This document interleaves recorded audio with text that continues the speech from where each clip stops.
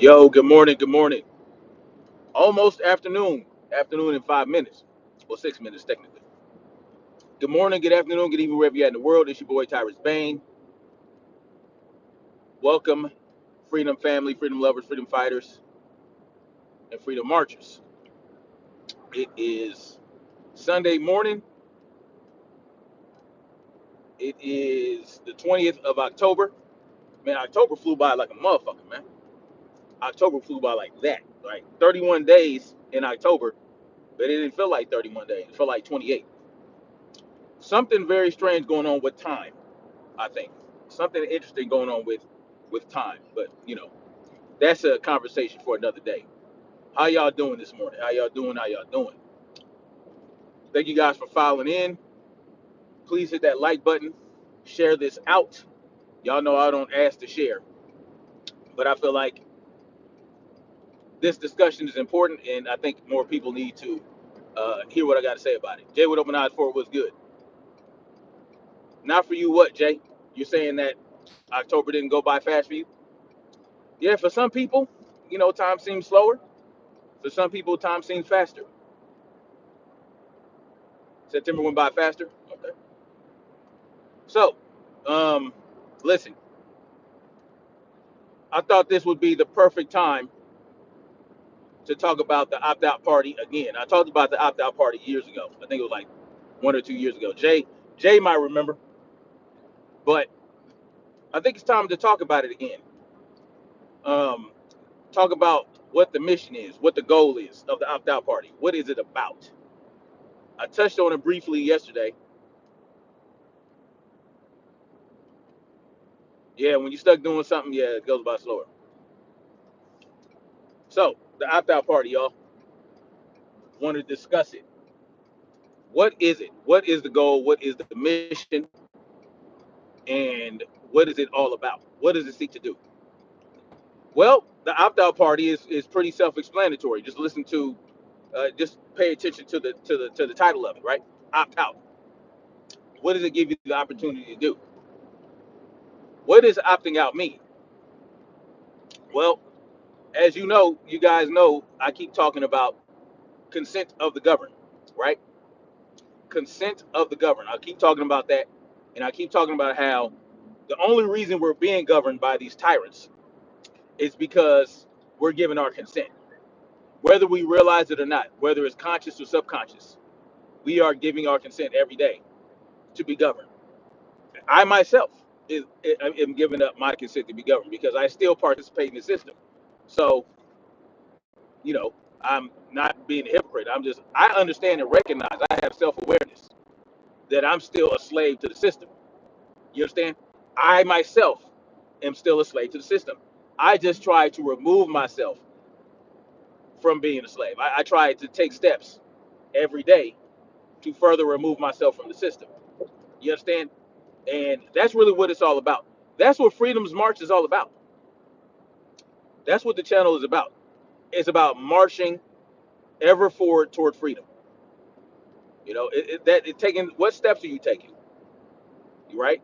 Because when you march, you take steps.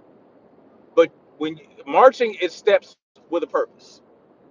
Marching is stepping with a purpose. That's what marching is doing. When you march, you are marching towards something, to a goal, toward a goal. And when you are on Freedom's March, you're taking steps toward freedom. You understand? That's really what it's about. And that's what the opt-out party is about. Now, y'all know that I am not a statist. I'm an anarchist at heart. I do not believe in the left-right paradigm. I do not believe in this government structure that is any good.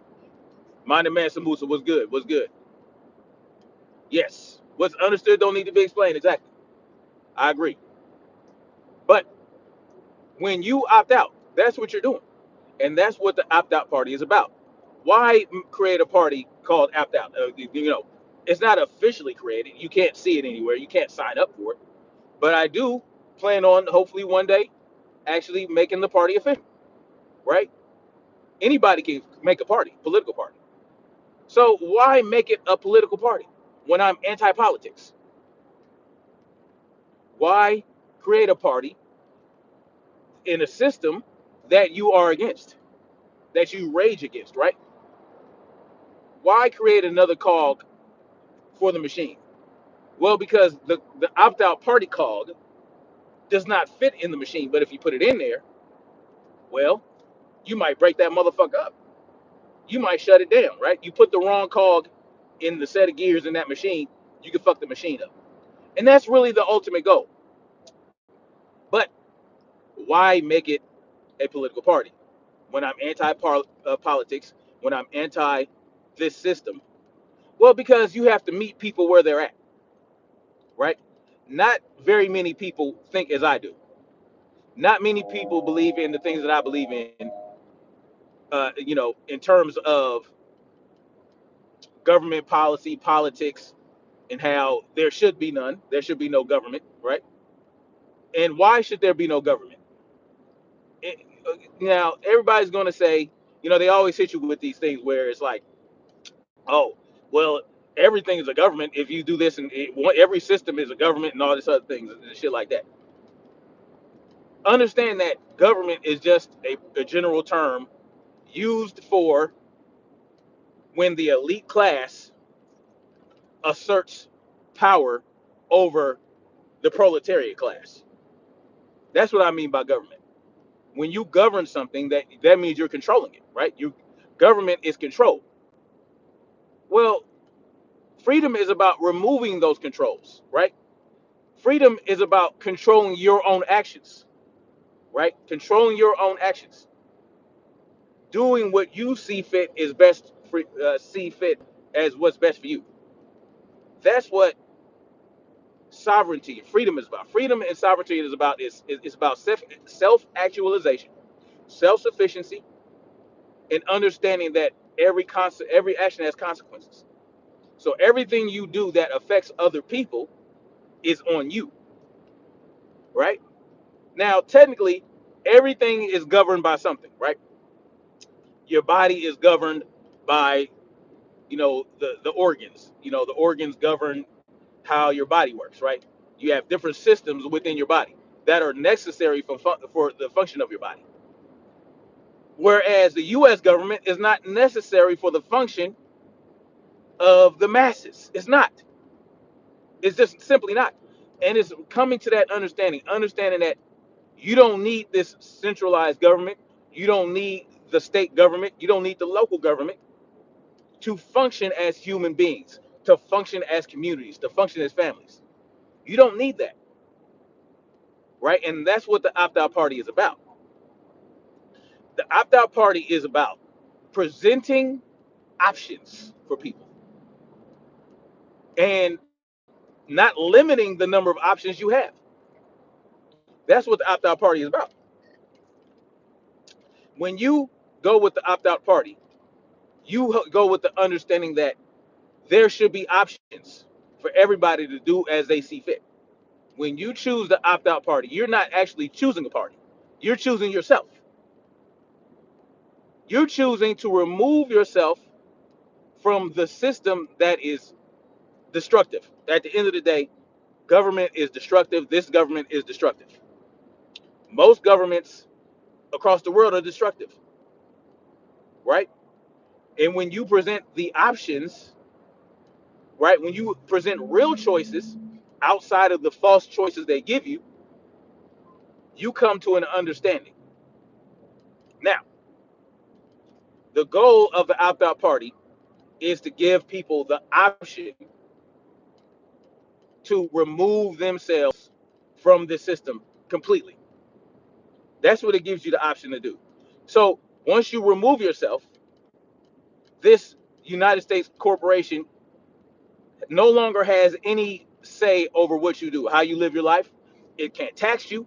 It can't police you. It cannot. It will not have any authority over you and your life, and that of your community and that of your family. You're simply the choosing to live how you want to live on your own, or with the people that you want to do it with, or with your community. It's really up to you, right?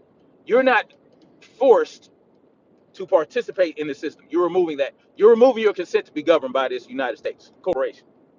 That's what you're doing with the opt-out party. That is the ultimate goal. So when you choose that, you're choosing yourself, right? You're not choosing the collective unless you choose the collective. You're not choosing to be ruled by this president or this governor or that mayor or this mayor sheriff. You're choosing not to be governed by anybody, right? You and then so how is that going to work? It seems like a fantasy, right? It seems this is just fantasy. This ain't realistic. Well, there are ways to make it realistic. There are ways to make it possible, right? You just have to have the understanding. You see, it's about brainwashing yourself. Yeah, it's about brainwashing yourself. What does that mean? When you wash something, you cleanse it. You cleanse your brain of the idea that you need government. Really, they use brainwashing wrong in my mind, right? Washing the bullshit from your brain. Else, and they see it and they have clarity, they have understanding. They can take that clear pill, right? Everybody wants to talk about the red pill or the blue pill, but there is a clear pill, a pill of clarity where you say, "Hey, man, what? Why do I need this? I don't." There are there are indigenous people all over the world that still exist today without government. They don't have the big government overseeing them. What they do have is they have their small community, and it's just organic, right? It's organic, right? That's what it's just everything happens organically. Like, you gotta go hunt for food. You gotta gather. You gotta build a shelter. Everybody works together, and they have a leader that is chosen by the people, right? And leaders are not bosses. They're not dictators. So when you choose the opt-out party, you have the clarity. Well, how is it going to work? How is this fantasy going to work? Well, there are a number of things that can be done. See, another reason the opt-out party is going to be a political party is because if, let's say, you elect some senators or you elect a president that is of the opt-out party, they can start taking steps toward breaking shit down, step by step. It's not going to be a snap of your finger. Everything is going to be okay. No, no, no. There's certain things you have to do, right? There are certain things that you have to do. Firstly, when you when the opt-out party is in control of the government, right? Which you have to deal with the bankers at that point. Then you got to deal with the bankers, right? Because that's a whole nother ball of wax. But that's the first step. The first step is removing the bankers' control of the system, right? Take their puppet strings off.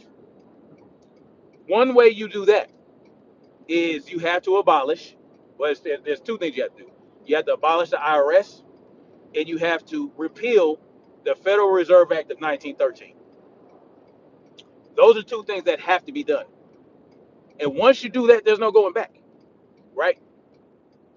And this is going to create a lot of problems, right? It, it see, you got when you rip the band-aid off, it's going to sting. And understand that freedom is not comfortable. Freedom is not. It's just not. It's not.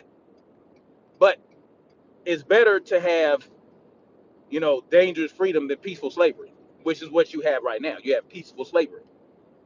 But peaceful slavery is actually more devastating and more catastrophic than dangerous freedom. So when you rip the band-aid off of the Federal Reserve, of removing the Federal Reserve and removing the IRS, it's going to be a lot of issues that come with that, right? There's going to be a lot of issues, right? First of all, the dollar's going to plummet, right? The dollar's going to plummet because when you take the Federal Reserve out of control of everything, fiat currency no longer holds up. When you remove the bankers, you bring realization to everyone that your dollar ain't shit. If they don't already understand that, by the way, our dollar ain't shit because it's not backed by anything. It's backed by belief. The US dollar is backed by belief of its value. When you remove that, when you bring the understanding that look, we have to go back to gold-backed currency, then you understand that a lot of shit is going to collapse in on itself. It will. A lot of shit is going to collapse in on itself. Everything that the government creates, everything that the government has in place, is in place because of fiat currency, of this idea that we just have unlimited money, that we can just, we can print a bunch of zeros, we can type in a bunch of zeros, right? And we can print a bunch of dollars, we can print a bunch of cash. Well, when you shut down the Federal Reserve, that's not no longer going to be in existence, because the Federal Reserve does that. The Federal Reserve is in control of the credit in this country. And when the gold standard was removed by Nixon in the 80s or in the 70s, well, it all just went to fiat. So a lot of shit is going to collapse. It's going to be very uncomfortable. What's going to collapse? Well, every government bureaucracy, every government bureaucracy that is funded by essentially the Federal Reserve, and understand that the Federal Reserve has tagged that bill to your children and your children's children and your children's children's children. They're footing the bill.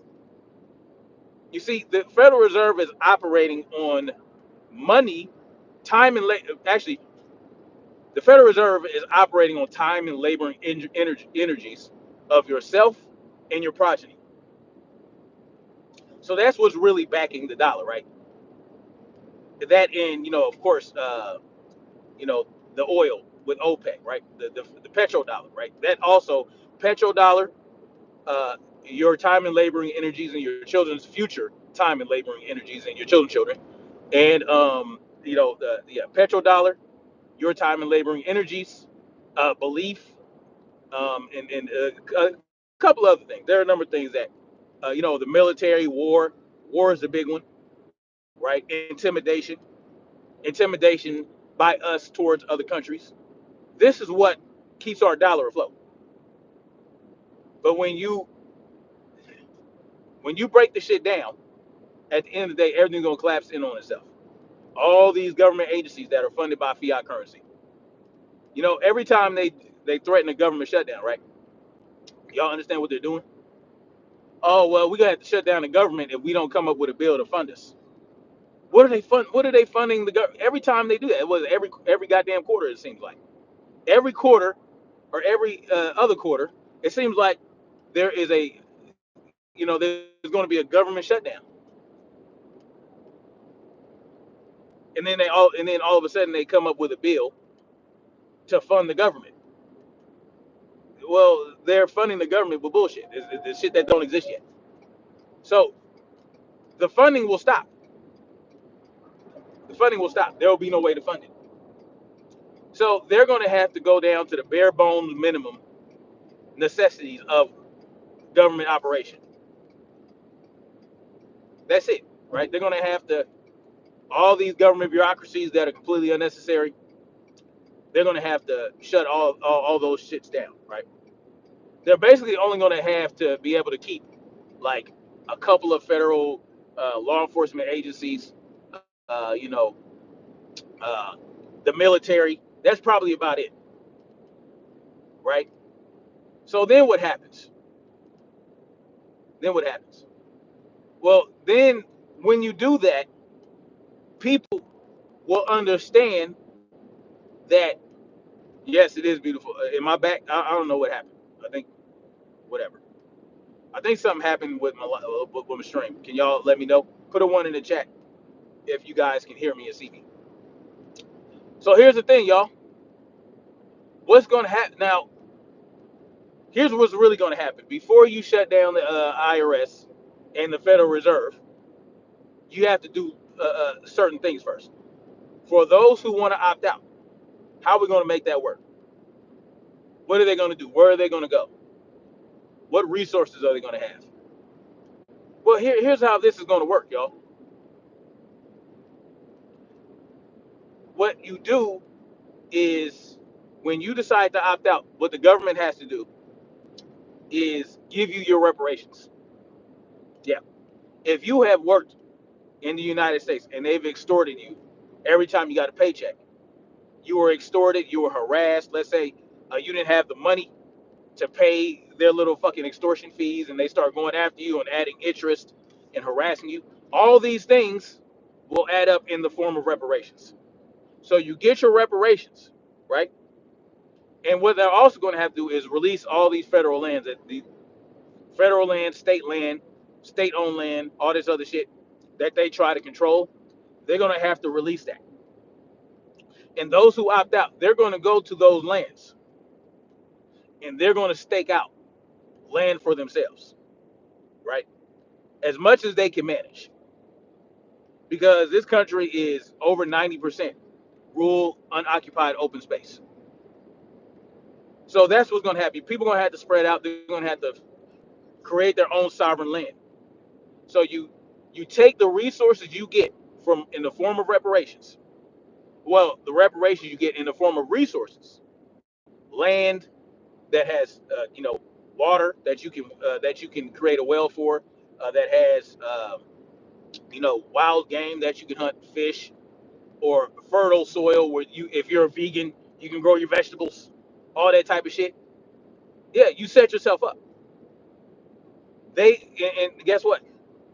The reparations also include you setting yourself up to where you're self-sufficient, and then after that, you're on your own. The government has no right to bother you. You don't fall. They can't extort you. You know what I mean? They can't control you. They cannot enter your land without permission. Eminent domain will go bye bye. That's another thing you got to do. You got to repeal eminent domain. What the fuck? These motherfuckers, man. Eminent domain goes bye bye.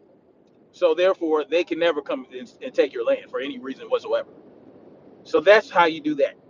You got to do all this stuff before you get rid of the Federal Reserve and the IRS, right? Because you're going to have the first wave of people are going to have the realization and understanding. They're going to opt out early. They're going to be the first wave of opt out people, right? They're going to do that. So they're going to understand. They're going to have the recognition. Yo, man, like, what's up? And if you already own land that you want and you want to keep, that's yours. But you also get more land. You get access to all the land that you can see and that you can manage, right? And so that's how you do that.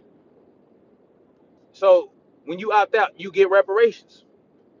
And those of us who had ancestors that were slaves, you get even more reparations, right? Right? Especially if your ancestors were indigenous slaves, which most slaves were indigenous. By the way, they were already here, not indigenous necessarily, but they were here before the Europeans showed up. So I mean, there are a number of things that has to be repaired, right? Not just for slaves, but not just for the chattel slaves, but also the peaceful slaves that exist today. Once we free ourselves of these chains, we get our reparations as well, right? So it won't be monetary because you won't want those dollars, or you won't want those. But they will have to give you real currency like gold, silver, things like that you can trade with, right? Things like that. They have to give you that. And then so what else happens? Well, there you go. Once you have opted out, got your reparations, got your land, got your manageable land, your fertile land where you can live your life without worry or concern. You just live your life. Just do what you want to do, right? Um, After that, and then also this is what's going to happen. Some people are going to want to remain governed. Some people are going to want to remain controlled. by the government. They're going to want government in place because they feel like it's necessary. Those people can stay. Hey, if you want to stay with this government, uh, understand that you can have them, but it's going to be uh, bare bones government. You're not going to have. It's not going to be this big old illustrious government we have today. It's going to be a much more minimalistic government. It's going to be broken up, right? So another thing you do, you, you break you break up the central government piece by piece, and there has to be a transitional period. It can't just be just like that. Again, it has to be strategic. It has to make sense. It has to be smart. So you break it down piece by piece, year by year. This could take decades to completely dismantle the central government, because even those that want to be governed, look, you don't have to have this big ass central government. You can have a local government, or you can have a state government where each state and each local region is its own self-contained self-contained government, right? And there can still be things in place like treaties and trade agreements. All these things can still be in place. Hell, there can be trade agreements between sovereign individuals, actual and true sovereign individuals, and governed individuals, as long as you guys don't violate each other's rights, and violate each other's land and property and persons. These things can happen because guess what? Everybody in the United States, we have a level of familiarity. We're not strangers to each other. We coexist to a degree. So there's no reason why those who choose to remain sovereign can't still coexist with people that choose to be governed. But at the end of the day, it's your choice. So even if you want to be governed and you don't like the way this local municipality governs, you can choose to go to another uh, place where you're more in line with the way they govern. That's just, you can do that, right? You can do that, but it's going to be your choice. It's going to be your choice. That's how that's going to work. But that's in the future once everything is broken down as it should be. Because everybody thinks that anarchy is this chaotic thing. It's not. It's about freedom of choice. It's about making choices without rulers telling you can and can't make choices. That's what it's all about. So that's really what this is. Oh, okay, so here's another thing though. Here's another reality. Here's another reality. Because of government, particularly the United States government, which is the one we should be concerned about, because that's what I'm talking about, right?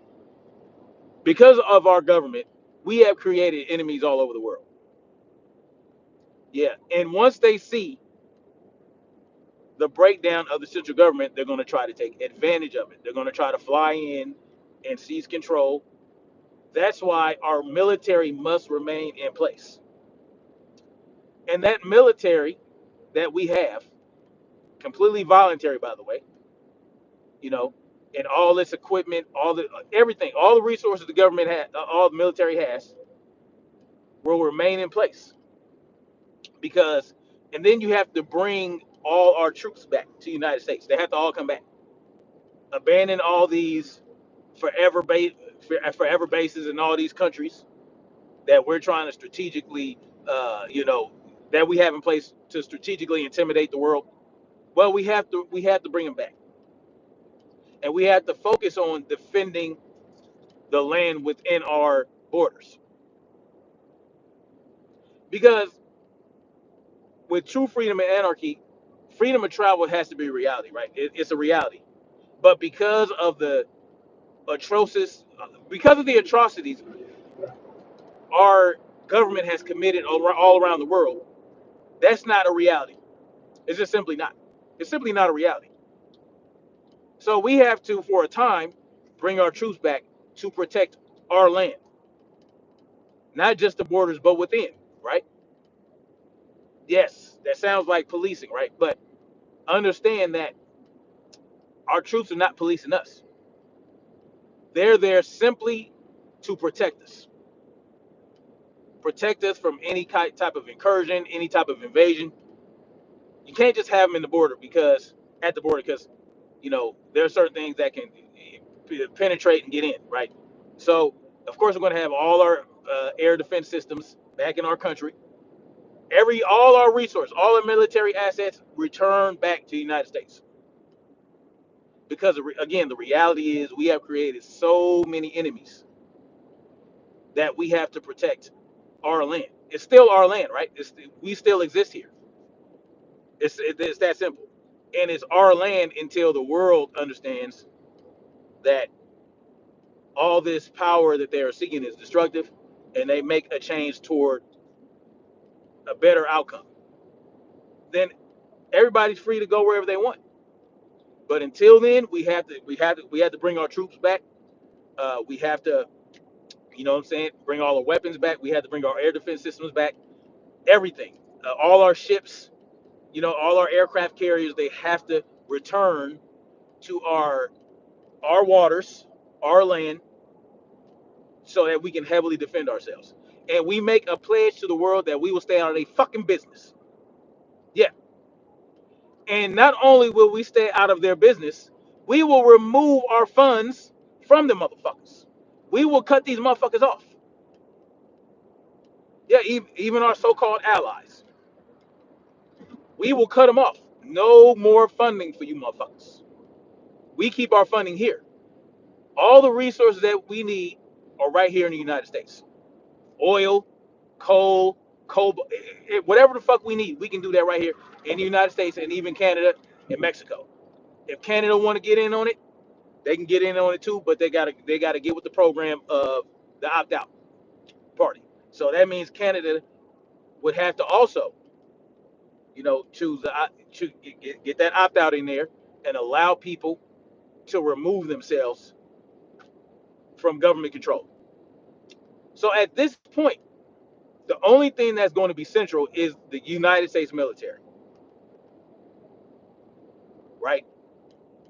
All its commanders, all those they have to be committed to maintaining the sovereignty of the individuals that chose that and maintaining the voluntary government rulership that the others chose.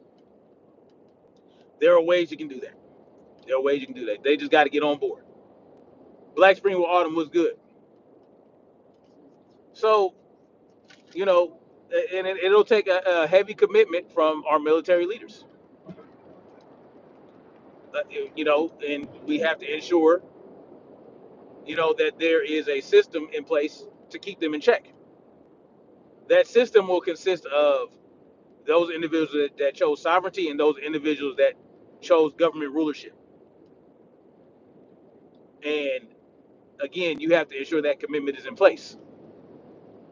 As a matter of fact, you might have to place in control, there might have to be, you know, certain sovereign individuals and certain governed individuals in place in command of the military to ensure that, we keep everything on the up and up.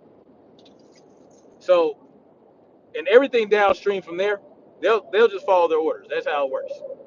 They'll just follow orders. But the military of the sovereign lands of this place they call America, well, it's completely voluntary. And once they choose to do that, they still have to basically follow the same United States military code of United UCMJ,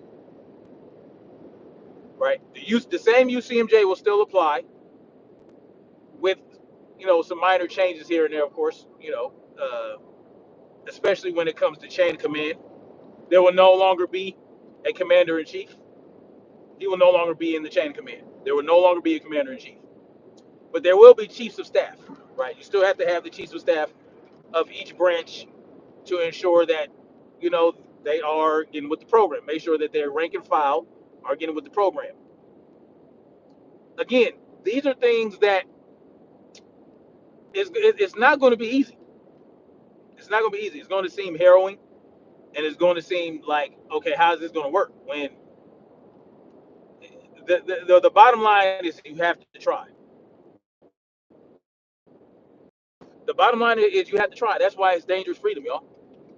There is danger with this. There is danger. China will try it. Russia will try us. Iran will try us. North Korea will try us. Matter of fact, they might go ahead and invade South Korea. China might invade Taiwan. Uh, Putin, Russia, and them, they might push through Eastern Europe and try to get all of that. But hey, I mean, this is something you got. Hey, you got something. That's something they have to deal with. Something they got to deal with. We just got to make sure if they try it with us, we can beat their ass back. And with our military might defending the homeland, and that's it. Oh, it'll be practically impenetrable. Understand that. Practically impenetrable. And then of course you still have MAD, right? Anybody know what MAD is? It's basically a it's basically an unofficial agreement between Russia, China, all the nuclear powers. Mutually assured destruction. So of course there is the threat of nuclear war, right? Which no one wants. So at the end of the day, I think China, Russia, Iran, they'll what they'll do is they'll fuck around in Europe, in Asia, but they won't try that shit with us. But we got something we gotta live with, y'all. It's something we gotta live with. It's something we gotta live with. Again, none of this peaches and roses, right? What I'm talking about is not peaches and cream. What I'm talking about is unveiling the bullshit. What I'm talking about is removing the removing the goddamn illusion, the illusion of freedom, the illusion of safety. It's an illusion. No, the illusion is going to be gone. All that shit. Oh man, the wig, the wool will no longer be over our eyes. We will have clarity. We will see, and that's just something we got to live with. Russia will ride roughshod over in Europe. Uh, China will ride roughshod over in Asia, and so will North Korea. But guess what? Those people that they will invade, those people that they will fuck with, they will have to stand up and fight. They're gonna have to stand up and fight. They're gonna have to resist. Sorry, not sorry. Too long we have been extorted so that we could take care of other motherfucking countries. Well, that shit got to stop. We have to prioritize ourselves. We have to prioritize ourselves. Israel, I mean, hey, good luck to you. You're on your own. Now you can have what we already gave you, just like all these other countries. Japan, South Korea, y'all can keep those resources. Keep it. But we're going to take the most essential resources. We're going to bring that back to our country. So you're going to have a fighting chance in your own country to stand up and resist. But we can't help you. No more. No more of the bullshit. But understand what that means as well, y'all. Understand what minding your own business means. Well, that means that everything that we did to gain resources in other countries to take control with these forever wars, we will no longer have access to it. We will no longer have access to OPEC oil. We will no longer have access to semiconductor materials from Taiwan. We will no longer have access to wheat in Ukraine. We don't need no motherfucking wheat anyway. Get the wheat out your fucking diet. Unless it's sourdough bread. Yeah, that's okay. But we got wheat right here. We can grow our own wheat. We will no longer have access to their manure. We don't need it. We got plenty of cows that take shits. We don't medical supplies, medical raw materials for medical supplies that we get from China. We don't need that shit. The only reason that we're getting it from them. The only reason we get all this shit from China is because we owe them so much money. We are in debt to China. Well, once we do what we do, the right thing, that contract is null and void. We no longer owe you shit.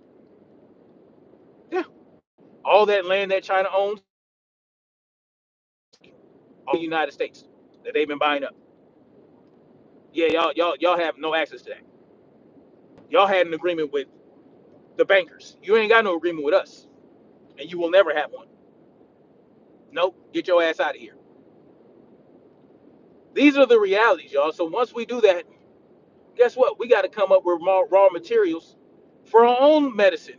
But think about the medicine that we are creating from the raw materials they're giving us. All the medicines with all this bullshit in it that gives us all these side effects.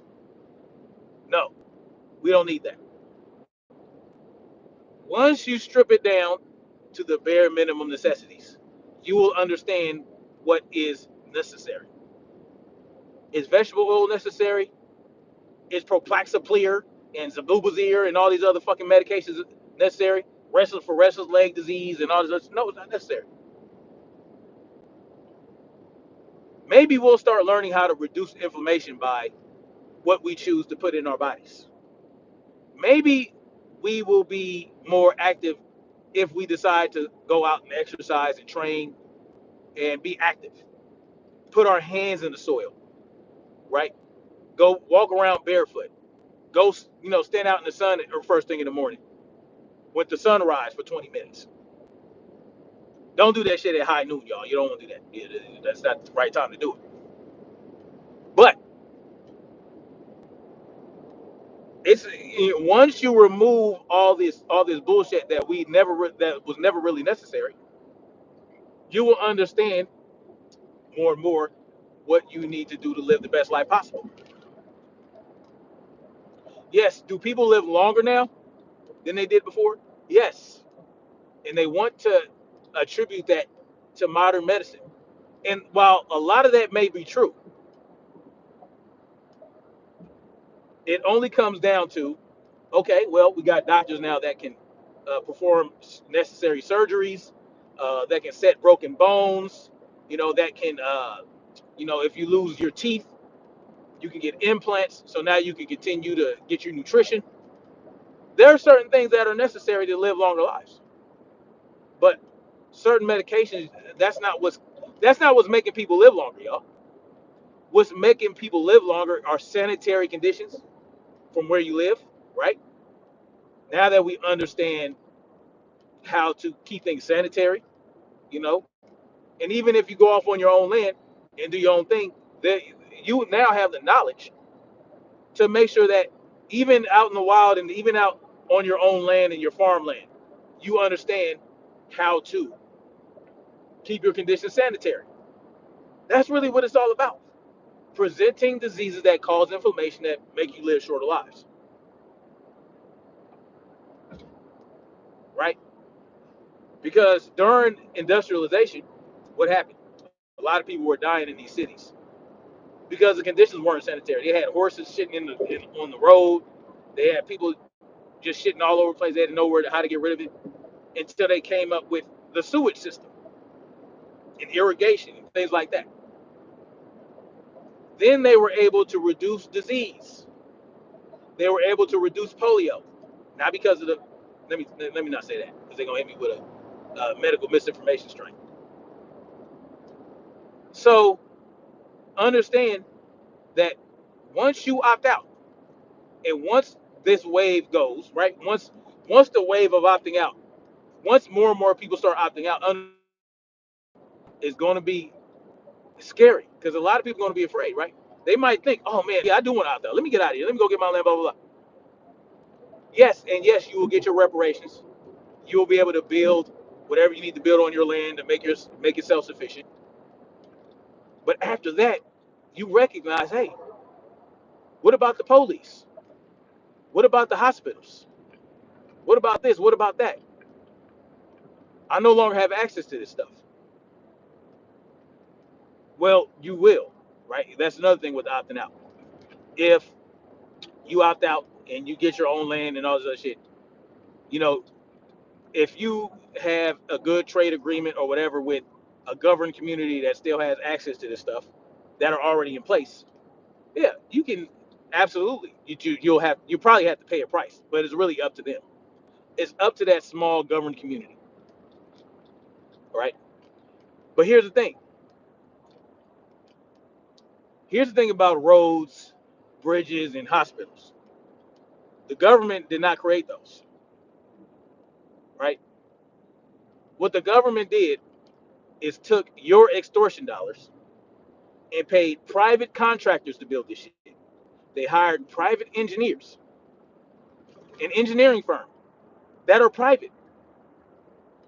The government did not endow anyone with the knowledge of engineering and with the knowledge of mechanical reasoning, with the knowledge of electrical theory, with the knowledge of no one. No, the government did not imbue anybody with that shit. People figured it out on their own, especially in the beginning. Nikola Tesla, right? He discovered alternating current. And before that, Edison, he discovered the direct current, right? But the government didn't go like this to uh, Thomas Edison or Nikola Tesla's forehead, and then all of a sudden they knew everything about electricity. No, that's not how the fuck that worked. Just like with the engineers that build bridges and roads and cobblestone streetways, they figured it out. They said, "Hey, man," they put things together. They ate their meat on a regular basis, which helped their brains develop and grow, and they started to understand more complex things. Not because the fucking government allowed it. No, this road I'm traveling down right now, did the government sanction it? Did the government pay for it with our extortion dollars? Yeah, but the government did not build it. The government is not God, y'all. Right? Just like doctors and nurses who had a keen understanding and a keen interest in understanding the human body and the human mind and the human condition. They gained that on their own, y'all, through curiosity, through interest, through learning. They wanted to learn this shit. They wanted to die human body. They wanted to learn how all the nerves connect. They wanted to learn how all the muscle fibers work together to move your arm and contract your hand, open your hand and close your hand. This is something that is innate within the human being already. So when you talk about, oh, well, the hospitals and motherfucker, hire a private contractor to build you a hospital, or you figure it out yourself. You have all this information at your fingertips. So if you decide to opt out, and whether it's on your own with your own family or with a small community of people that decide to learn to live together, you know, well, you guys can put your heads together, build a community of people that have this knowledge, gather the materials, right? Because guess what? The government, they can't have a lock on that shit. They'll have to. I mean, it's up to you. You go get that shit. Have people in your community that know shit, that have that aptitude. That's what it's all about. The government does not give people the aptitude to be engineers, to be doctors, to be lawyers. No, people that doctor, that lawyer, that engineer, they had that in them already. When I gained interest in electrical and being an electrician, it wasn't because the government allowed me to do it. No, it's because I said, man, this is interesting shit, right? It's like black magic. I wanted to understand the black magic that is electricity, and how do we get it to go through these conductors, and how does it make shit work? How does a motor make shit work, right? Electrical energy create mechanical power, right? Whereas the generator, mechanical energy creating electrical power. These are like, it's very interesting. It's something that fucking, I loved it. I was like, man, shit. It wasn't because the government. gave me a pill and said, take this electrical knowledge pill, and you're gonna know everything you need. No, motherfucker, I had to learn this shit. It took me thousands and thousands of years of training and application and education to understand electrical and how it works in a system that is built. How do you power a generator? How does a motor make things move? Right? The government didn't give me that. The government did not give me that. And the engineer that I work with, really good guy, real sharp, very intelligent. The dude has so much useless knowledge that is crazy. You can ask him anything, and if he doesn't know it, he'll figure it out. Well, he has that mind already. The government didn't give that to him. It was the interest and the curiosity. That's how that shit works. So this whole thing about, oh, we need government for this and no, we don't. And how do you build a bridge? How do you build a hospital? It takes teamwork. It takes people coming together with all their different knowledge and bringing it together and making it work.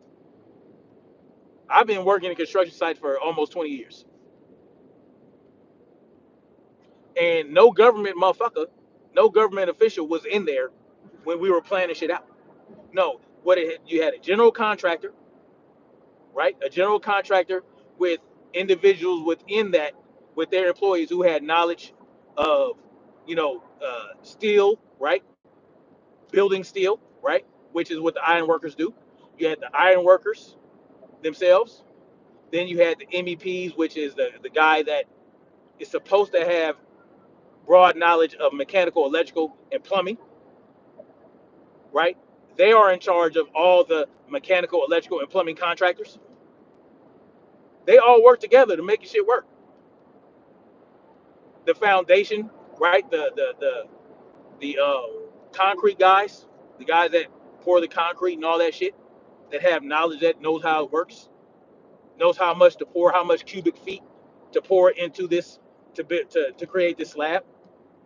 Do we use reinforced? Do we use rebar or do we use the mesh? What type of cement are we? They figure that shit out. We all figure it out together. It's called coordination. Every day you have a coordination meeting, right? To make sure we don't have clashes, to make sure that that plumbing line doesn't clash with my electrical conduit. But no government motherfucker was in there telling us how to do this shit. You know when the government gets involved? I'll tell you when they get involved. When you call for an inspection. But a shadowy figure known as government doesn't come and do the inspection. No, it's not some type of computer program or a robot. No, it's a human being. A human being that is that had got hired by the government municipality, known as an inspector, who went to an apprenticeship, that learned the shit him damn self, that knows how the shit's supposed to work, that understands the code that is based on safety precautions. Yeah, even though he was hired by the government to perform inspections, he is not government. He is a government employee. Do y'all understand how this works? The inspector comes and makes sure that, you know, oh, is that um is that lug on that breaker, is that torqued down to the proper foot pounds?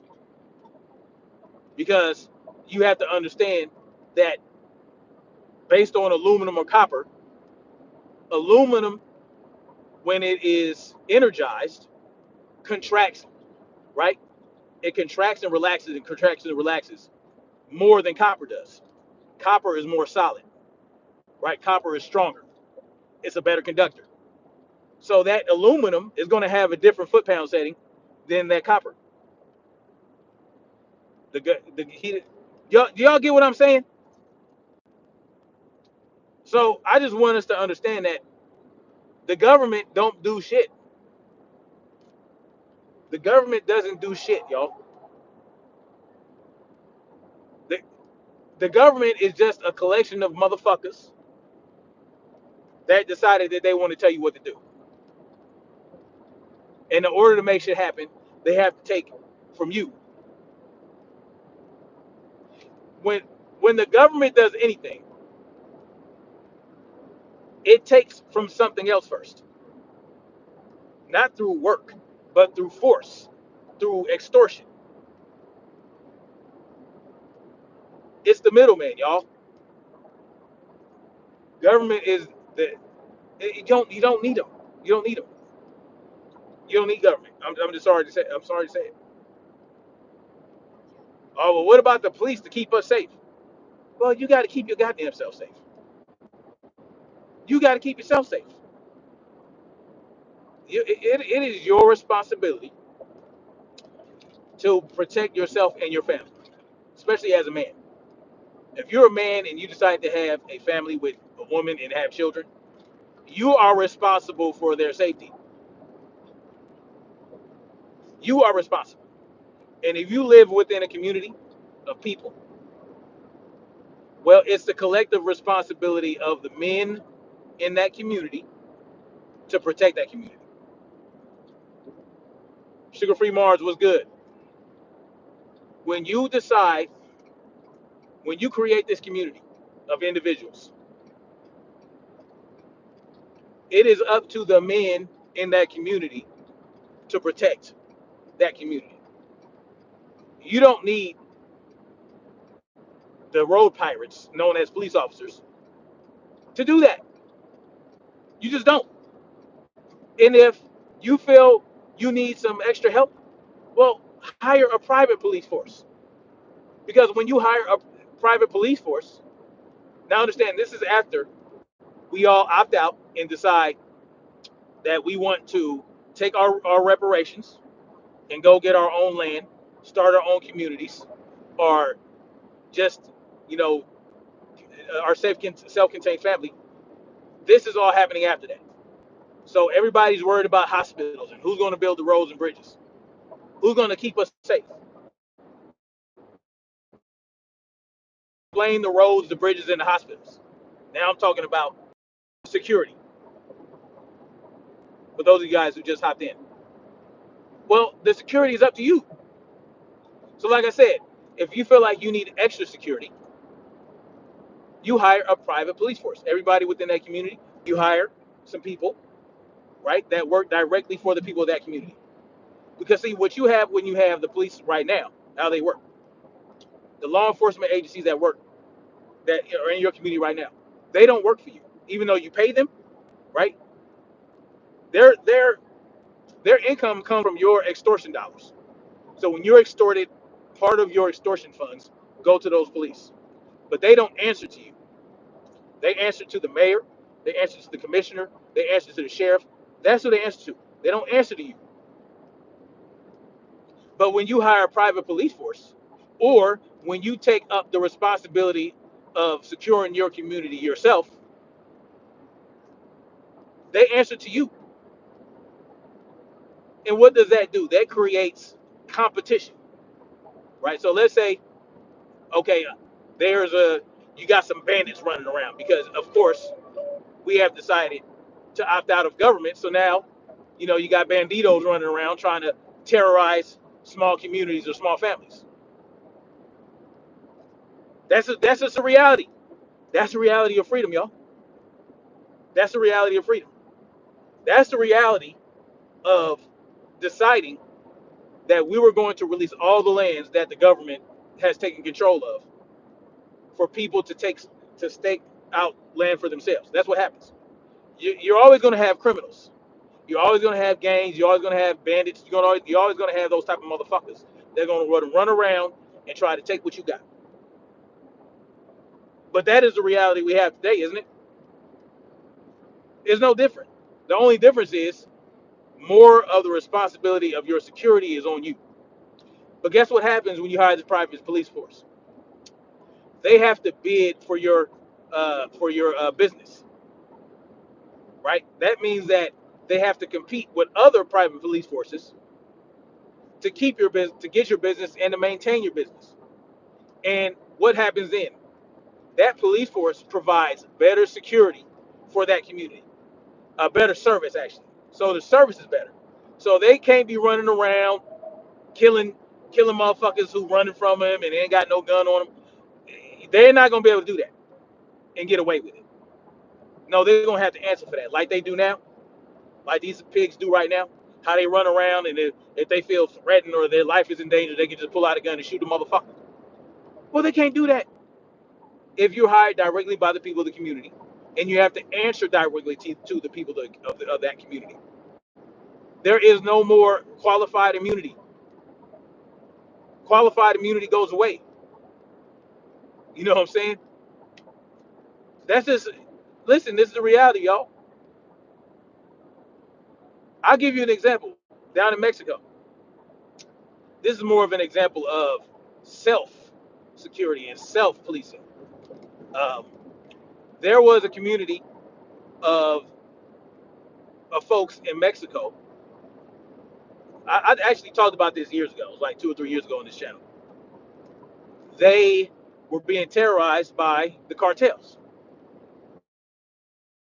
They were being terrorized by cartels, and the local police would not do shit.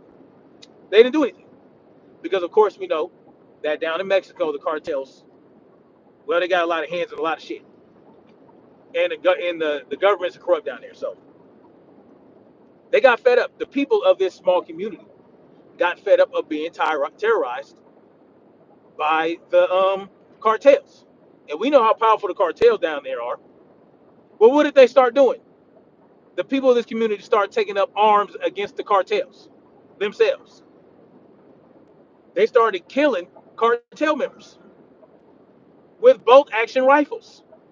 They didn't have no they didn't have no fully automatic. No, they were doing the shit with pistoleros and goddamn bolt action rifles. And yes, some of them did have semi-automatics. But when the cartels started, they said, "No, fuck that. We gonna kill you, motherfuckers." And that's what they started doing. And guess what? The cartels started leaving them alone. You understand? They didn't think it was worth it. Like, let's leave these motherfuckers alone. So even against a powerful cartel, the people in that community decided to take up and take responsibility for their own safety and security, and they drove them motherfuckers off. Exactly, Charlotte, Mexico, unleavened Evan. That's exactly where it happened. These are true statements that I'm telling y'all. And look in Detroit. This happened in Detroit as well, except not in the same way, right? So y'all remember that dude from Detroit? He has a private security force in Detroit, and he was doing all these. He was what's his name? But he had the eyebrow. He was short. He looked like goddamn T.O. Goddamn Jackson. Got his name. But the guy that was doing all these little weird little moves and stuff, and with demonstrating his little self defense techniques on unresisting actor, right?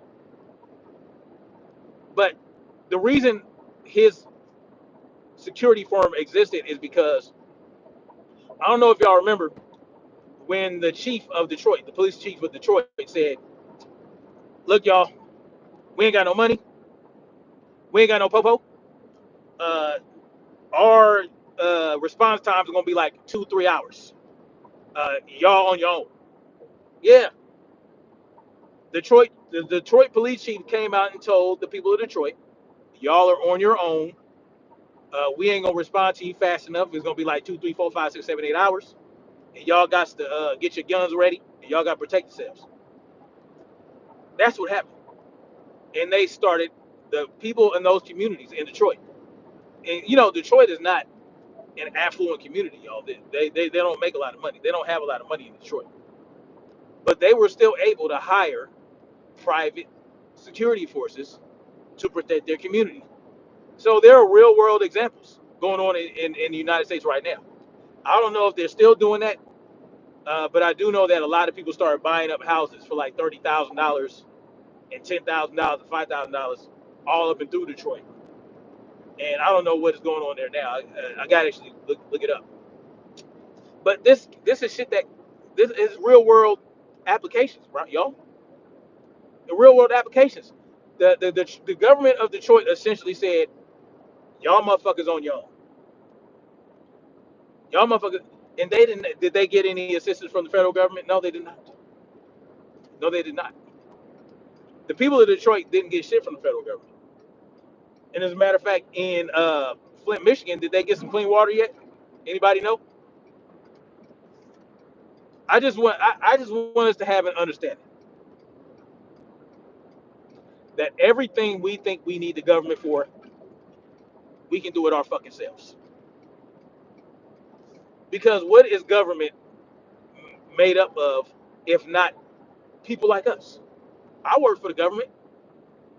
I was in the U.S. Army. I was in the U.S. Army. I work for the government.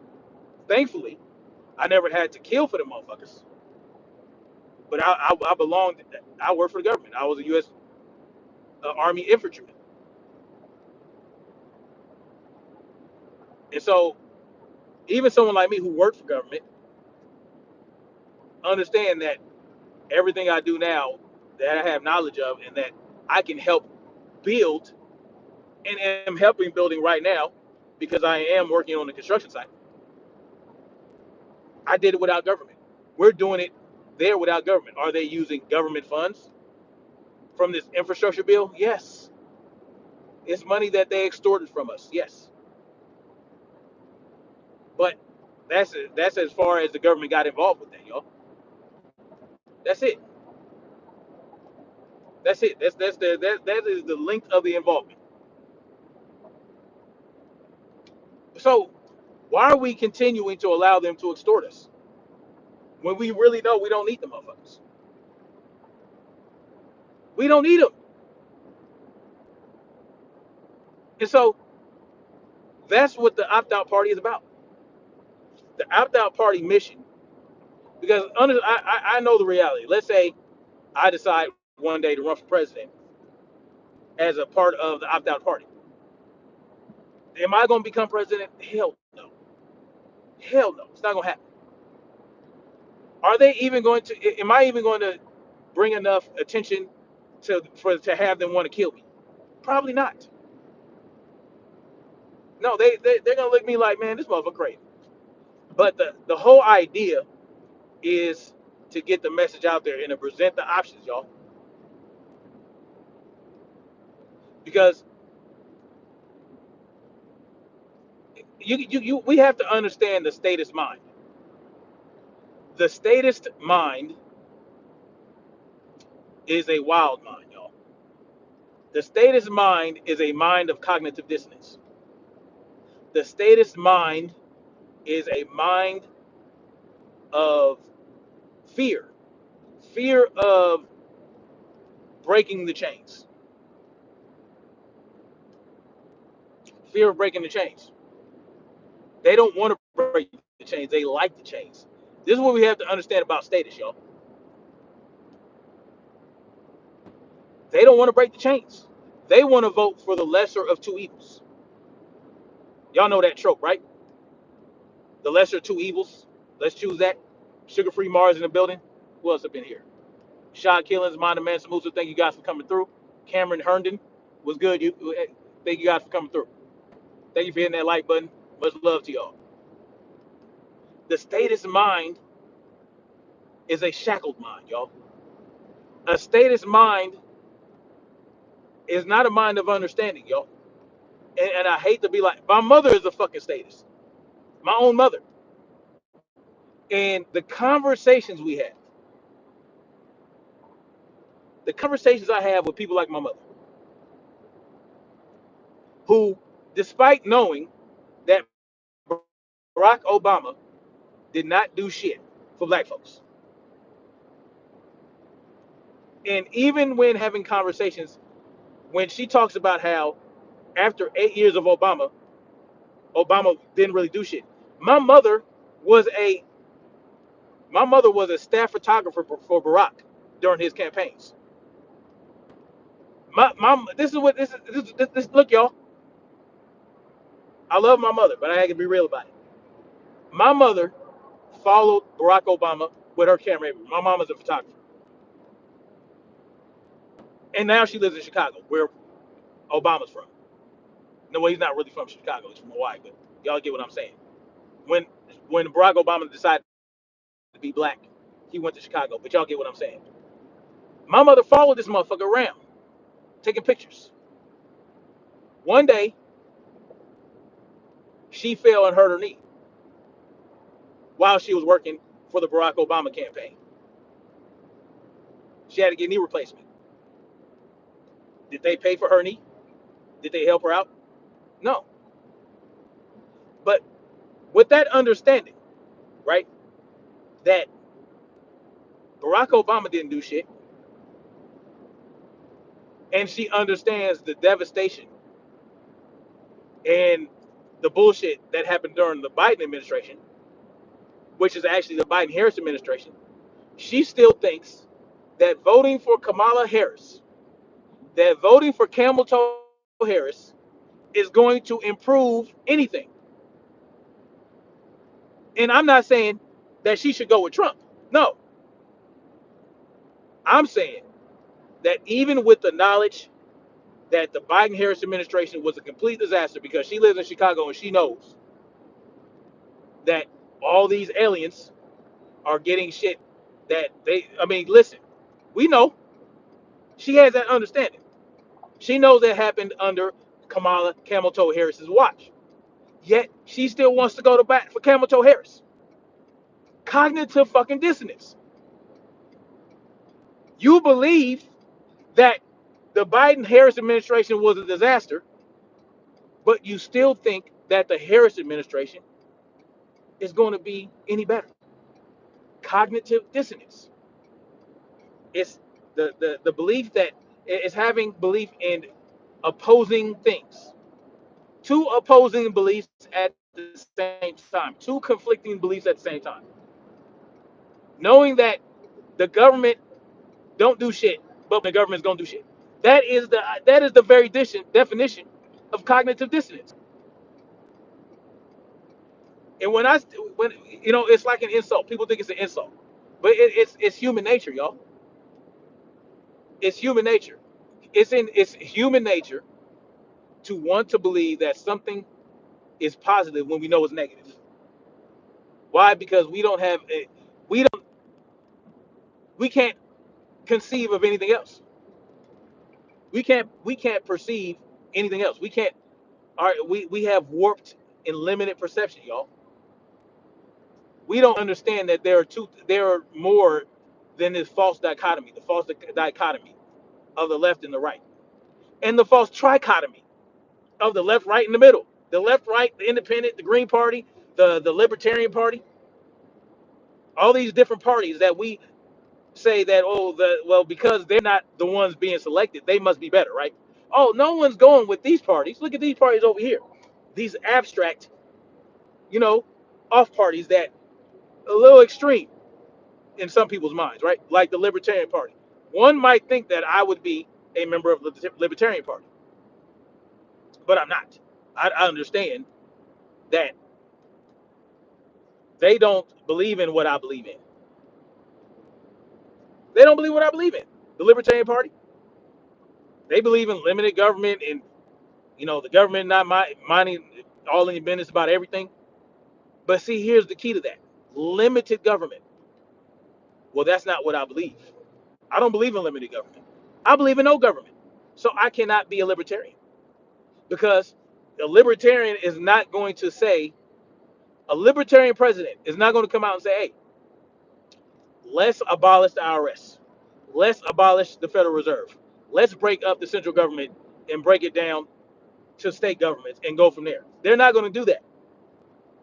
What they're going to do is try to make it happen. But not even going to try to make that happen. Because understand that a libertarian president, or a libertarian candidate, is probably going to run as a Republican. You understand? a libertarian president or candidate is going to run as a Republican, like Ross Perot.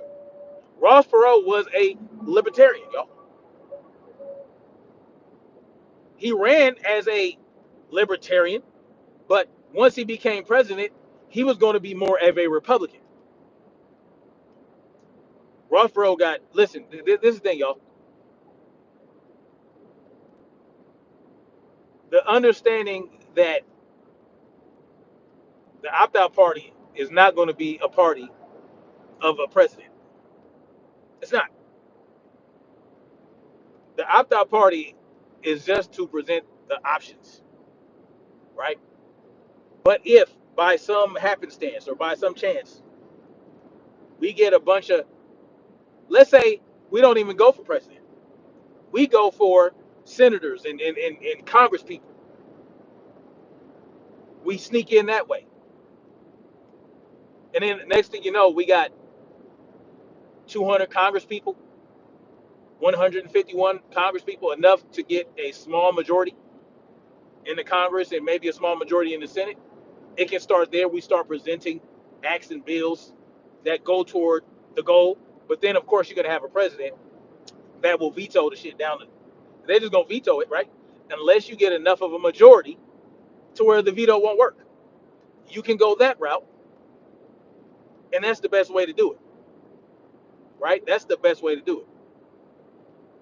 But you got to get the message out. That's the whole thing. And that's why I say the reason it's a political party is because that is the best way to meet people where they're at.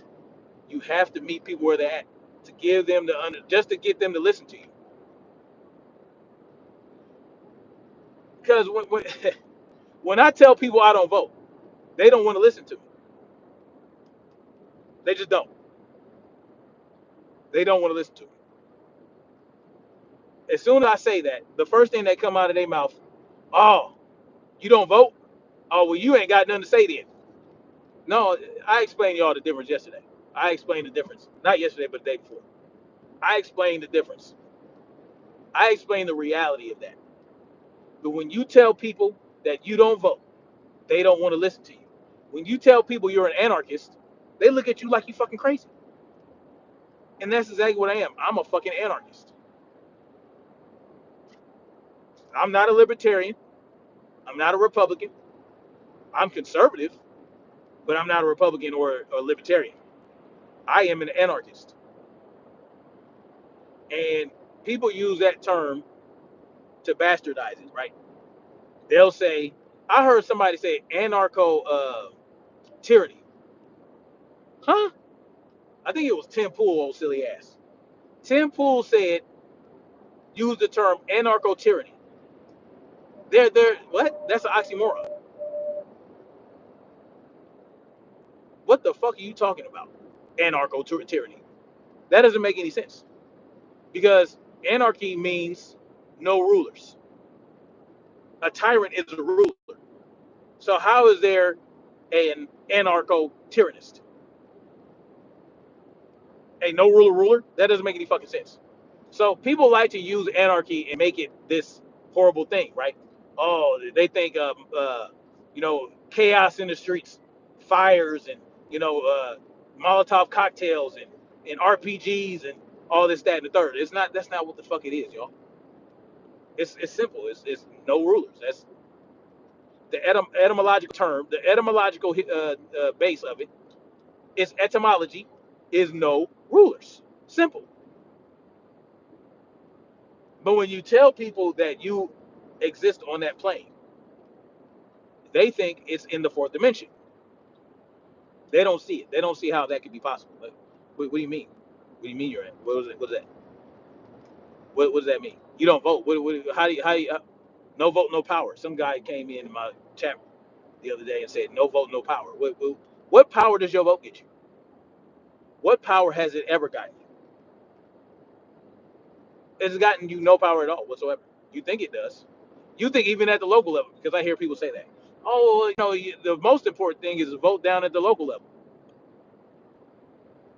No, I mean, even then, like the people that you vote for, once you get them in place, They ain't got to do shit you want them to do.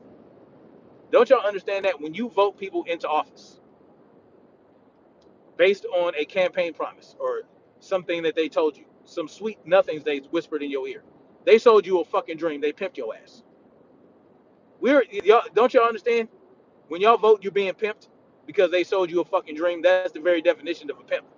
That's what pimps do. They sell you a dream to get you to go out on that stroll or go sit on that casino stool at that bar or to put your number in an ad to call you for an escort. They sell you a dream. So when you got pimped, they pimped you, right? They you chose up. That's what you're doing when you vote, y'all. You choosing up. When you choose up and the motherfuckers actually get in place to pimp your ass, the reality is. So when you vote for that, even that the localist of local officials, y'all have to understand small town politics because there's always somebody trying to horn in, unless you live in one of those like uh, unincorporated communities where they don't really want to bother you unless they want to put up some power poles or run some Ethernet cable under your like. Yeah, it might not affect you as much because in towns like that, there really is no vote, right? There's usually only one candidate. So the voting is unnecessary. You only have one candidate typically. No one, they're running unopposed, and no vote is necessary. They're being essentially installed because they volunteered. So at the smallest of local levels, you're not really voting for shit. So this illusion that small local voting is going to help, no, it's not going to fucking help. Y'all think it is, because I live in a small community in South Carolina, and I didn't vote for anybody. I didn't vote for any council person, nothing like that, in my small little town. But somebody did, and they were put in place. But nobody told me that they were going to build a car plant right down the road from my house. If I had to say, I'd say hell no, no, no, we're not doing that. No one in the community wants that. No one in my everybody I talk to in my community, because they're tearing trees down. They're building a loop for this fucking car plant. They're building a loop like they do in those fucking business parks. They're building a loop to ostensibly reduce traffic. They're widening the roads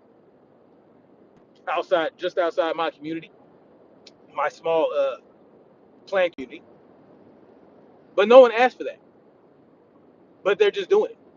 Why? Because the council members voted for it to happen. Well, they didn't. No one came to me and said, "Hey, man, what do you think about this car plant down the road? Yeah, y'all, what do y'all think?" Yes, they probably had council meetings and people said, "No, we don't want it." But at the end of the day, the council people, they voted for it. They voted to make it happen. But that's what I'm saying. Once you put these motherfuckers in place, they are going to do what the fuck they want to do. Whether you like it or not, they're already there. And you can hold a special election, but by the time that shit happens, the damage is already done, y'all. In this town, Irmo, about 20, 30 minutes from my community, they're building this big ass housing complex, right? All the, those planned communities where, I don't know if y'all ever seen the show Weeds, where in the fucking opening credits they're talking about houses made of ticky tacky and all this other shit. They're building ticky tacky houses in Irmo, and nobody wants that shit. It's all in the fucking news, like, oh, no one wants the shit. Well, that's the local government, y'all. They made that decision because these developers, they came to them and say, hey man, we'll make you we gonna make it, we gonna enrich you real well if you just vote for this to happen. You're gonna get some kickbacks. We're gonna kick you back. That's what happens. Y'all think that voting local is going to make a difference. Oh, we get to vote for this measure. We get to vote for that little measure. Oh yeah, we get to vote to see if we can release some wild ducks in this man-made pond. How does what? Y'all think that y'all have power because y'all can go to a local election and vote to install a motherfucker that's gonna do what they want when they get in there in the first place, when they get in there anyway? And when it comes to these little measures, measure 22, measure 8, measure this, measure that. Well, did you choose those measures?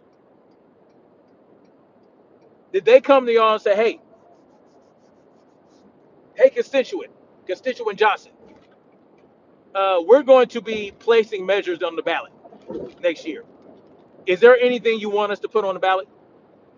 Do you have any suggestions of what we could do to make our community better? Has anybody ever came to y'all and said, hey, why don't you give us a measure that you want in place? You place it in there, and we'll make sure it's on the ballot. I don't care if it's 80 million different 80 million different measures. No, you don't even get to choose the measures you're voting on. But y'all think that y'all have any level of power in your local elections because you vote and you're like, wait, come on, man. Can we get real, y'all? And that's another form of cognitive dissonance, believing that the central government is out of control. Oh, the big bad federal government, the state government even, is out of control. Our vote doesn't matter. But down here, our vote matters. Yeah, it really doesn't. 5G, 5G towers. Well, AT&T and T and Verizon, they can't just put these towers arbitrarily anywhere they want. They have to get approval from the municipalities to place these towers. They have to get approval to lay these Ethernet cables, to lay these fiber optic cables. But they monopolize. They monopolize the area that you live in. So in my area, I can only use Time Warner cable, Spectrum now. I only have the option of Spectrum for my internet. I don't have any other option than that. In some cities, you have the option, but I only have one option in my area because they're the only motherfuckers that have cable laid in the ground, and no other provider was able to lay cable or lay their fucking fiber optic cable. So I don't have a fucking choice. I only got to go with Spectrum. My electricity, the people that provide electricity, they have a monopoly because I mean, that's it. It's their fucking power lines. You understand what I'm saying? So, and even if you want to go off grid, you can't. Even if you get a bunch of solar panels with some generators and some backup batteries, and all you got to do is make sure you got fuel for your generator. Make sure the fuel is still active because over time the fuel loses its potency and it won't be good. But if you have fuel and you have sunlight to charge the batteries, you got sunlight to charge the batteries, you got the generator to kick on if there's not enough sunlight and you are running low on your charger battery, the generator can kick on and charge the battery and you can have electricity in your house. You don't really need the grid, but you got to be connected to it because they want to monitor your electricity. You still have to be connected to the power grid. You have to tie in your solar system to the grid. Yeah, ostensibly to be able to give you credit so that when your solar panels start feeding back into the power grid, they can give you credits. But it's really just to be able to monitor what you're doing and to shut your shit off. But that's an easy fix. All you gotta do is bypass the meter. You just bypass the meter if you need to. You bypass the meter. You just cut the shit out and then you reroute it. I mean that's simple. But of course you get in trouble for that because big daddy government, they don't want you to be able to do shit on your own. But this is what the local government is doing. So the idea that local governments are so great, oh yeah, your local vote, it matters. I'm sorry to say it, y'all, but it doesn't. It matters maybe to get the people in place. Yeah, but again, like I said, once they get in place, they do whatever they want. They do not have to be held to account for anything they promised you at all. They just do not. Just ask them. I know, this chick. I rewired her whole house. Uh, it was COVID during shit. I might get fucking flagged for that. It was during the Modelo 19 pandemic. I rewired her whole house. I put up a new panel. I ran new wire. I trimmed it out. All that stuff. She paid me good money for it. But of course, I think what did I charge? I think I charged like $2,000, $3,000. Whereas I could have charged $6,000 to $8,000, but only charged $2,000. But nonetheless, she was running for a local government position. I forgot what it was called. It was an elected position, and of course, she asked me to vote for her, and I was like, yeah, sure, I got you. Of course, I didn't. I didn't vote for her. What the fuck I look like? But she won. She won. But she ran unopposed. She wasn't no fucking. She had no fucking opposition. But I mean, well, what does she do? She just lives her life now. She's just a government official. But when it comes to making certain decisions, I mean, she doesn't have to take anyone into account. She does not have to go door to door to each one of her constituents and ask them what they think she should do. She doesn't get a consensus on what the decision should be. None of these people do. No one consults you, y'all. The only time they bother with you is when it's time for an election, and they sell you this line of bullshit that your vote matters. Oh, go out and vote. Go out and vote.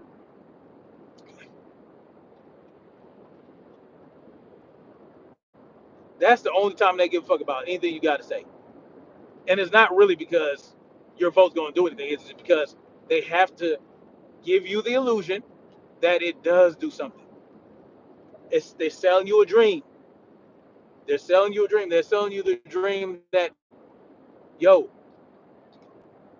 when you put your vote, when you put your in this box, we're going to count them, and every vote counts. It doesn't. Straight up and down. I'm not sugarcoating it. I'm not pandering. Your vote does not fucking matter. I don't care what they tell you. Your ancestors did not die for the right to vote. They didn't. Did a lot of them die because they tried to vote? Yeah. But they didn't die for the right to vote. They died for rights, period. They just died because they wanted to be equal in every aspect, in every manner.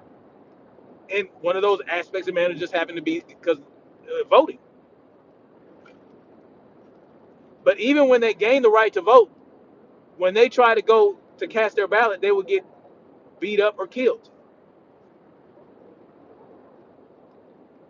So this is after these ancestors, y'all say, died for the right to vote. Died for the right to vote. They had the right to vote and they went to vote and they got killed. So that makes us believe as black folks that we need to vote because that happened. No, what that should be is a cautionary tale. Yeah.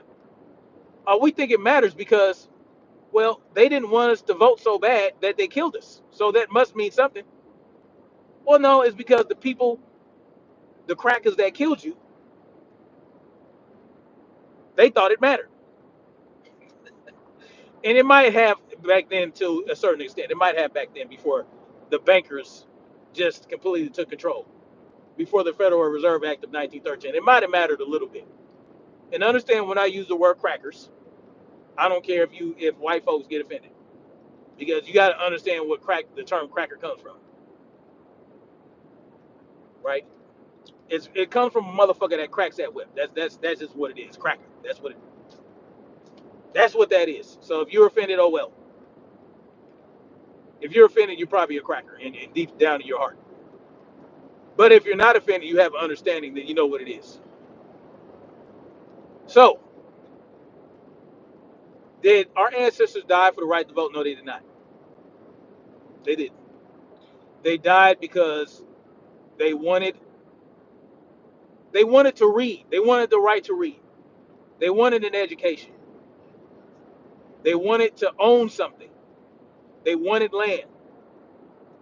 They wanted their children to go to a good school that had resources.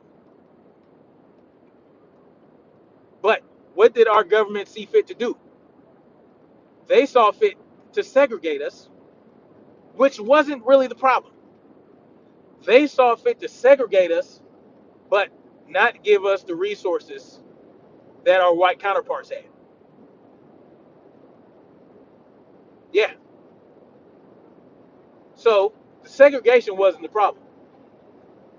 The problem was they segregated our ancestors and gave them bullshit. But when you really look at it, it's only because we relied on that government to do anything for us. The same government that enslaved us, the same government that gave us Jim Crow. We expected them to give us fresh, clean running water. We expected them to give us uh, up to date and good books for the school and tools and materials for shop classes. We expected that from a government that fucked us over. I mean, listen, I empathize with my ancestors. I had indigenous ancestors and black ancestors. I had black ancestors that were here before the Europeans showed up, and I had Afro-indigenous ancestors. However you want to look at it. My great grandmother Butterfly was a full-blown indigenous woman, but she was Afro-indigenous. But that's another story. The same government that took some of my ancestors, put them on arid land where they can't grow anything in the middle of deserts, and called them reservations. We expect them to do anything for us. The same government that broke the treaty of our Native American ancestors and ran shit through their land and contaminated their water and, you know, gave them just enough to survive. Gave them just enough to survive. Gave some of them casinos.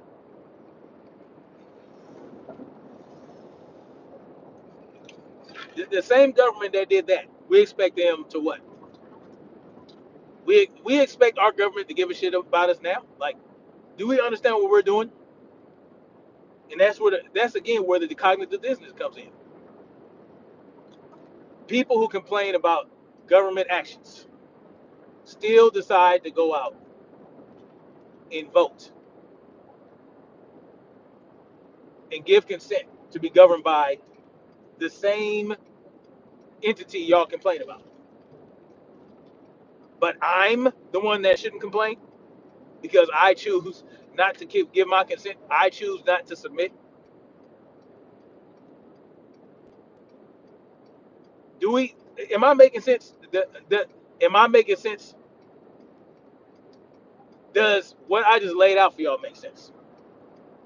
Does believing in a system that continue to create chaos and destruction, does that make sense?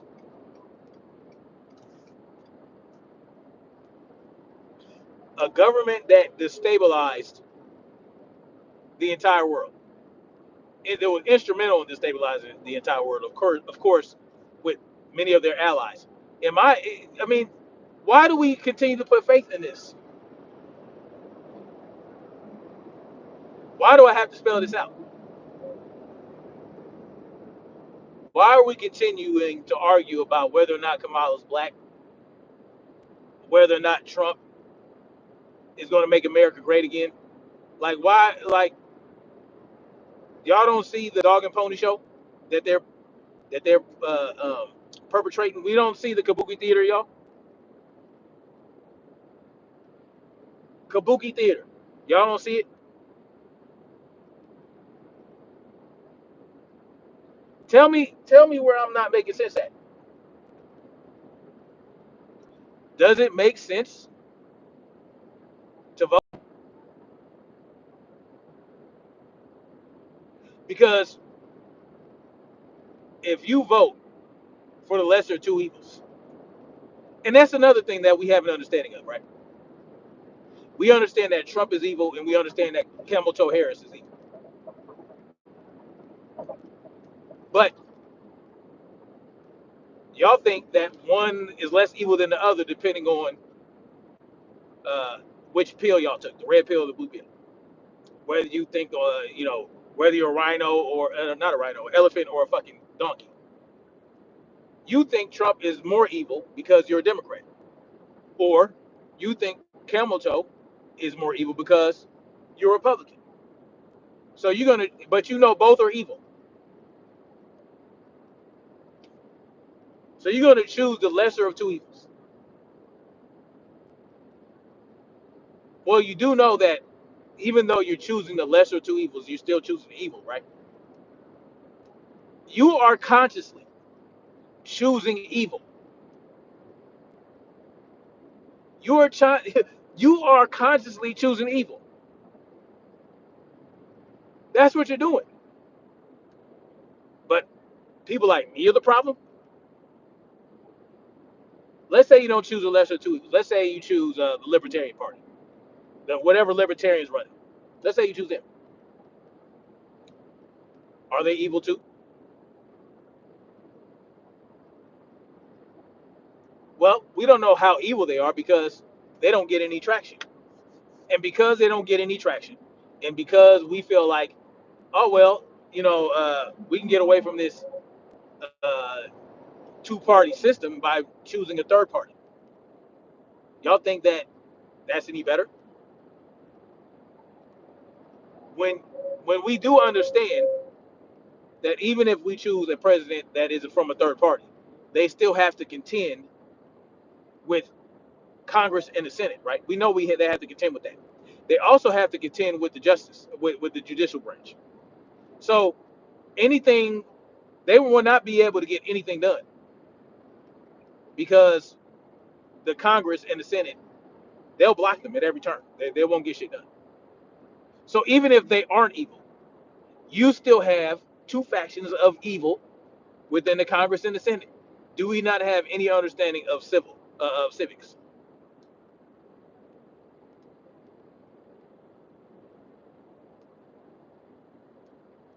Or maybe you're choosing a third party because you want to feel better about yourself. You want to feel better. You want to be able to say, I didn't vote for Trump or Kamala. I voted for that guy. Oh yeah, how'd that work out for you? It didn't. Oh well, yeah, okay. Oh, did they did they debate? Which debate were they in? No, well they didn't have enough. They didn't have enough percentage of support to get on the debate stage. Oh, okay. Oh, okay. Okay. Sounds good. So again, this is not about bashing y'all for voting. For those of you who do vote, what this is about is helping you understand that there are more options. This is about helping you understand that you are giving your consent. At the end of the day, do we have tyrants in control of our government? Yes, we do. Yes, we do. Our government is being ran by tyrannical entities and tyrannical individuals. Tyrannical, not tyrannical. That's not a word. We understand that.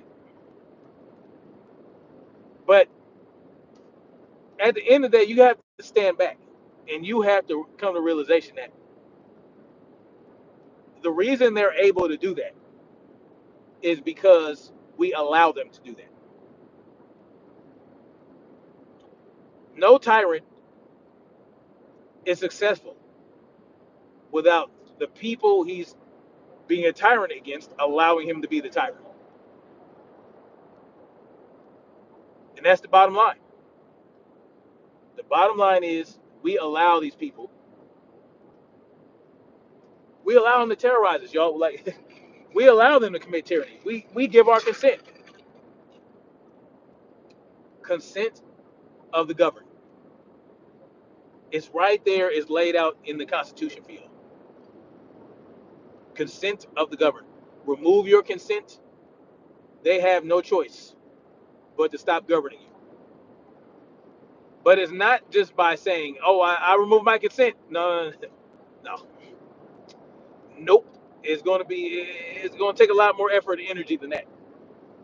But once you get to that point where, once you get to the point where it's right there in your grasp, your freedom, your sovereignty. When it's right there in your grasp, you will see that the fight was worth it. But it's going to take a fight. It's going to take sacrifice. It's going to take sacrifice of comfort, sacrifice of blood. It's going to be a lot, y'all. But is it going to be worth it for our future progeny, our children and our children's children? Yes, it will be. Yes, it will be. And I'm going to end with this. This is a message to my black folks out here. Because for some reason, we can't get this shit together. Black folks,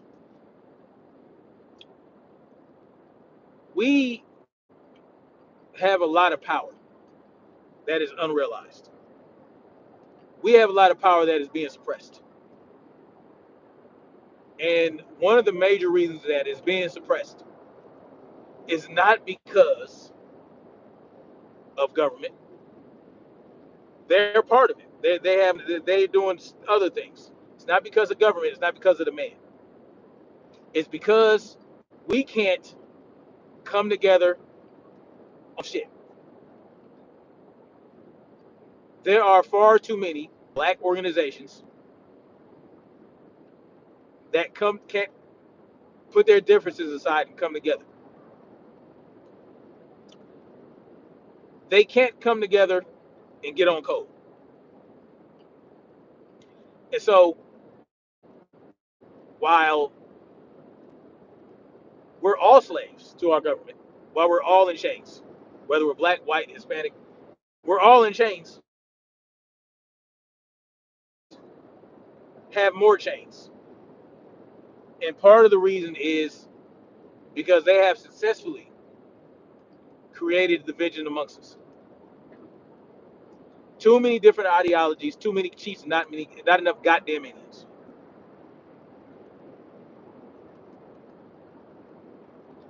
I I was having a conversation with somebody,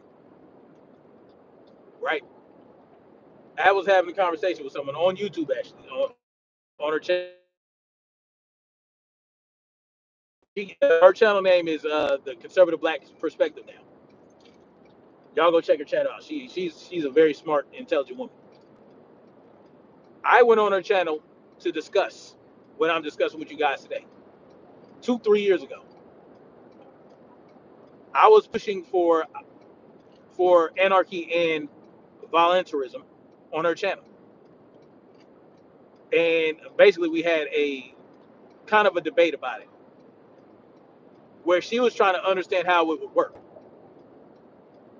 and she had her own ideas. Her idea was not necessarily to decentralize government and all that other shit. No, she wanted to take it over. She wanted black people to be in power. Yeah, she wanted black people to essentially. I'm not. Y'all get what I'm saying. I'm not going to use certain words because, this was just a hypothetical conversation. And yeah, but basically, she wanted black folks to be empowered. And my question to her was, well, what does that mean, being empowered? What does that mean? She was basically saying that I got to be careful because even though she was saying it in her own words on her own channel, I'm not going to speak for her. But basically, what I asked her was, all right, so once we do this and we have a certain amount of control, a certain level of power, what do you do with the people that don't want to be under your power, right? What about the people that don't want to be ruled over, that don't want to have people telling them what to do? What about those people? She said, oh, well, they can go and do what they want. They can go ahead and handle their own business. And I was like, okay, all right, that's that.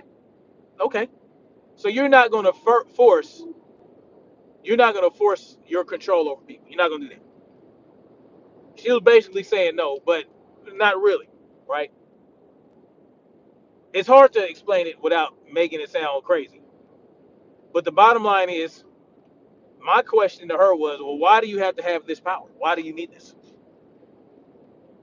Why do you feel the need to control the masses? Why do you feel the need to do that? Because all you're doing is what they're doing in different skin. Your skin's darker, but you're doing the same thing they're doing, and you're going to do it by force. You're basically, I don't even want to say that. Let me. Well, yeah, that's what basically. So this would have to be by force. You would be forcing people to fall under your leadership, right? And that's what I have a problem with. If people want, if you're successful in ending the tyranny that we're under right now, and people choose to fall under your leadership, that's one thing. But to force it on the people, that's a complete and totally different thing. So you basically want to control all the resources and all that other stuff. You want to have access and control over all the resources. You want to distribute them and all that as you see fit. And the people that don't want to fall under your rulership, they're just asked out. How does that work? So this is why I'm hesitant to join black groups, because I was part of a Black Hotep two-step group, and I told that story before. Y'all go back and watch my live stream when I talked about my Hotep two-step experience. Um, so with that, you know, you still got to be careful who you align yourself with. If you're truly about freedom and sovereignty, and you want to join a group of individuals of like-minded people, make sure they're actually like-minded. Make sure they're not on that bullshit. Make sure that they're not on that bullshit where they want to control everything. And you'll see the red flags just by their actions. By their actions, just with managing the group, right? Being a leader. So if you have a leader of this group, you have to watch for signs of power-hungry behavior. What you want are hesitant leaders, leaders that don't want to lead you, leaders that are chosen. Those are the best leaders because they don't want the position. They're not going to be power hungry. They're not going to get greedy. They're not going to be tyrants. They are going to be like, man, I don't really want to, man, I don't really want to tell y'all what to do, man. Y'all do, I really don't want to do this, but they're looking to me. They're asking me for my help. So that's what I'm going to do. I'm going to help guide them. That's what you want from a leader. So watch, I just say, people, you just got to watch that, man. You got to watch that. Anyway, guys, man, I've been on here for a long time, almost 2 hours. But man, I'm glad I was able to get all this out in one live stream. Thank you guys for coming through, man. Um, but think about it. I mean, I really do want to start the opt out party. It'll take effort, it'll take funding, it'll take work, it'll take volunteering, it'll take support, you know, and yeah, it'll take individuals that actually want to be a part of this and want to help spread the message. And so I want to create an official thing about it. I'm not very good at this technology on the computer and stuff, but I do want to present something for people to actually sign up and commit to the opt out party. Just commit to it, right?